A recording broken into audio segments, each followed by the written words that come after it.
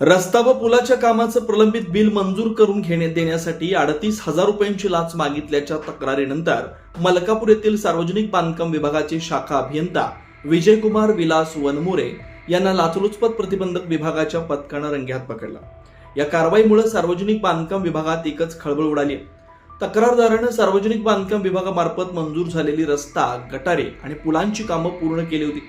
कर्नाळवाडी धनगरवाडा ते सोनारवाडी विठे या सुमारे 2 किलोमीटर रस्त्याच्या मजबूतीकरण व रुंदीकरणासह शिरोली वस्तीवरील पुलाच्या कामाचं बिल मंजूर करण्यासाठी शाखा अभियंता विजयकुमार वनमोरे यांनी 38,000 रुपयांची लाचेची मागणी केल्याची तक्रार एसीबीकडे करण्यात आली होती।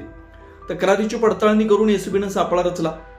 त्यामध्ये वनमोरे यांनी तक्रारदाराकडून 38,000 रुपये स्वीकारताच पथकानं त्यांना रंगेहात पकडलं। या प्रकरणी शाहूवाडी पोलीस ठाण्यात गुन्हा दाखल करण्याची प्रक्रिया सुरू असल्याची माहिती एसीबीने दिली आहे।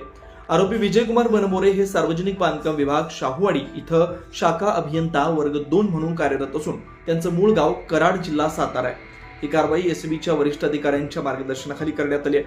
नागरिकांनी लाच मागणी अथवा भ्रष्टाचारासंदर्भातील तक्रारी लाचलुचपत प्रतिबंधक विभागाकडे करण्याचं आवाहन एसीबीने केलं आहे।